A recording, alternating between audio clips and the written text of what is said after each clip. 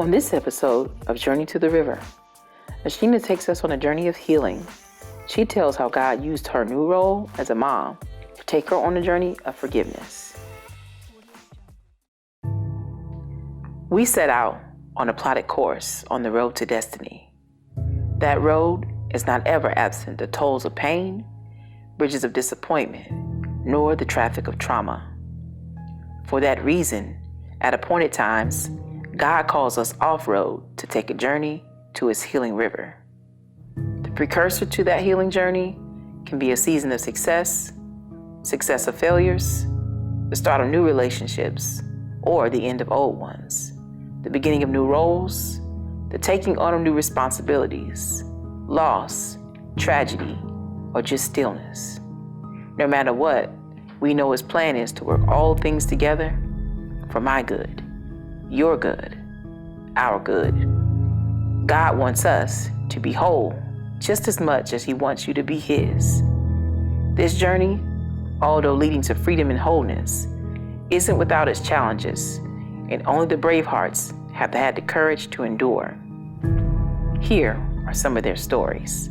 Follow us on the journey to the river.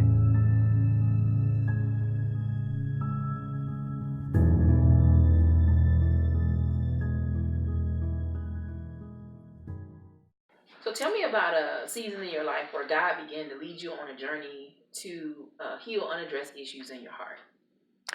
When I think about a time in my life where God began to deal with me as it pertains to healing, the first thing that comes to mind is becoming a mom. When I got Cheray, he just changed everything. I was extremely sensitive about him, especially because he is an adopted child, and he came to me with an array of sensitivities and some trauma.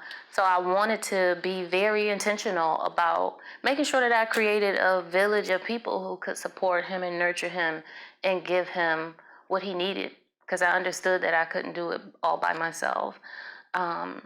And with that, I was also challenged to address some of my own childhood stuff that remained unresolved. At the time, I had the opportunity to have my mom come and spend some time with me because she wanted to support me through that process of becoming a parent. And of course, she would be bringing her husband with her. Her husband who had been abusive, her husband who had been on drugs, her husband who, as a result of their union, I had become homeless. There were so many things that happened throughout the course of my childhood where he was involved. And there was a lot of anger, resentment, bitterness, unforgiveness that I just carried with me into adulthood, into relationships, into spaces I probably didn't even realize. So when I had the opportunity to have my mom there, I knew that I needed to reconcile to some extent. But I still wasn't all the way ready. So I think even when you think about a process of healing and going on a journey, sometimes a person might assume, okay, I'm going to address this and then I'm healed. And it doesn't always necessarily look like that. There's an internal processing that occurs first. There's some self-acknowledgement, I think, that has to happen. And then communicating with someone. I talked to my best friend about how I was feeling. I talked to my mom about how I was feeling, but it was when I began to pray about how I was feeling and really went to God with all sincerity in my heart, asking, I need help with this. I need help because when I think about my life and all of the people that I've encountered, he really was the only person that I can honestly say I had hatred in my heart for. So it was really hard for me. And I think that when I began to pray, that process within itself also just took me closer to God. It required me to pray more. It required me to try to figure out specifically what was bothering me, what was preventing me from forgiving. And so I started to write things out to figure out specifically what I wanted to say, so that I could be prepared to start that conversation. Well, tell me about some of the challenges that you had to overcome to make it through the healing that was required. Like you said, it was a process, and you at this point you addressed that these are things that you have to do. But what are some of the challenges that you might have faced internally, externally, circumstantially, while navigating the process? I think the number one challenge that I faced in trying to go through this healing process and this process of forgiveness was pride. To be honest with you, I think as human beings, a lot of times we have this barrier and we don't want anyone to see us be vulnerable. We wear a mask, and sometimes that's what's necessary to survive in the environment. But there are times where we need to be able to take that mask off, and I think I wasn't willing to, because I didn't want to be exposed in that way. I had learned how to survive by pretending that those things did not matter to me. So accepting the fact that it did hurt my feelings, that it did make me angry, that it did make me feel sad, that was hard for me to do. In addition to the pride piece, I think also realizing that healing and evolving as a human being and as a child of God is an ongoing process that can never be fully perfected. That can be very telling internally as well, I think, because you start to realize things about yourself while you're thinking about these sensitive areas. So in my profession, I work as a clinical therapist.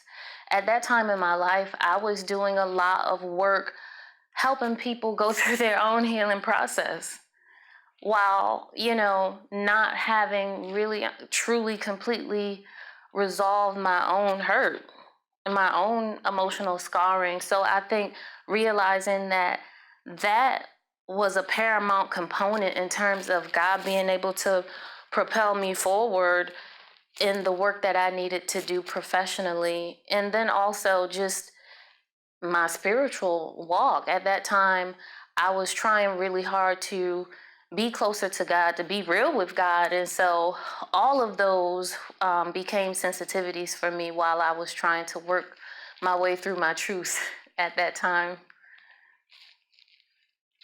Overall, what benefit did you see come out of enduring the journey to the river or to the healing place in God? What did you get out of that experience?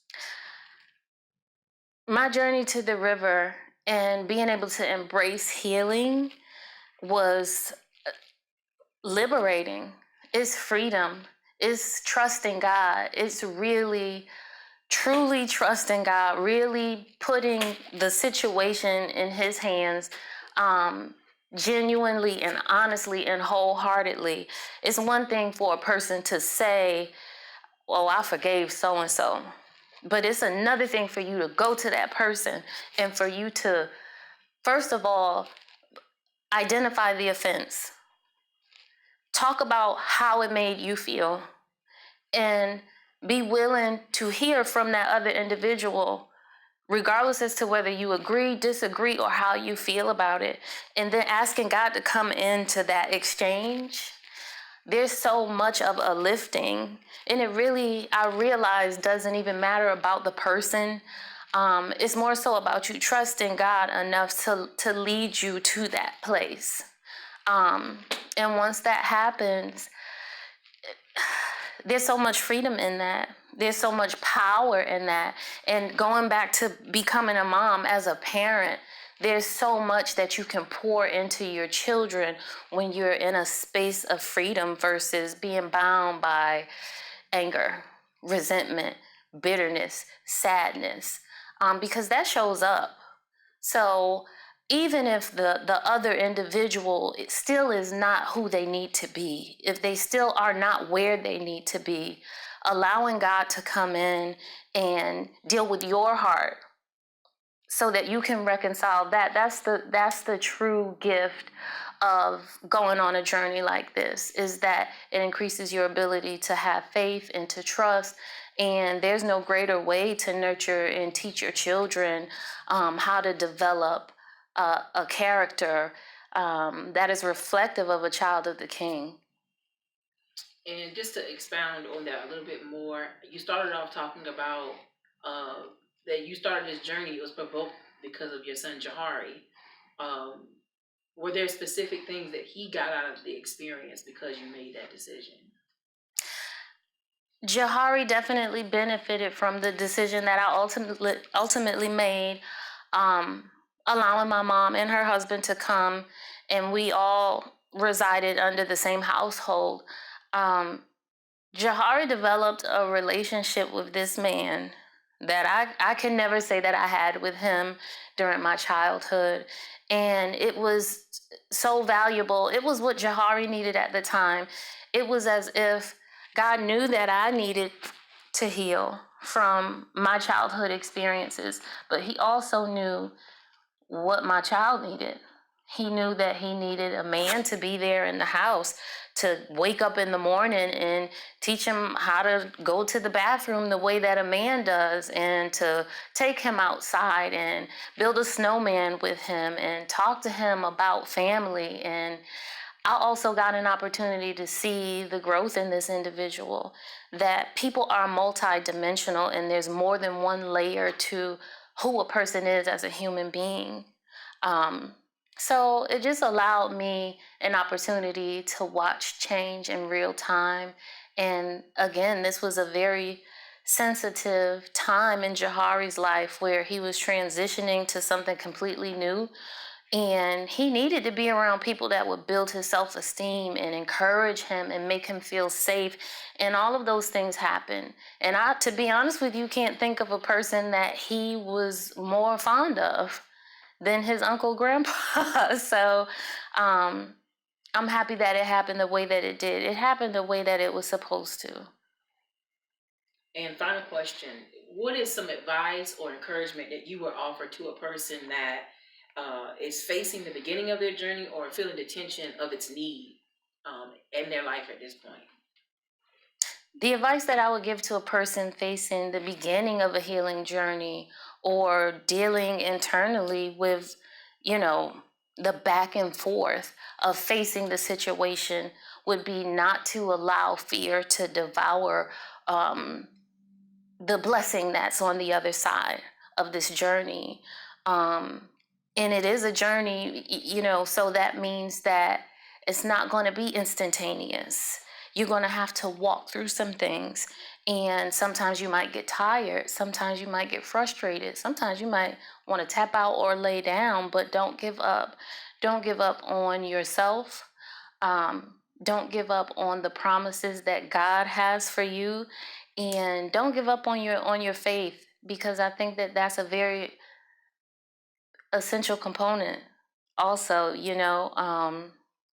God creating situations that require us to experience struggle, to not know all of the variables, because we have to trust him.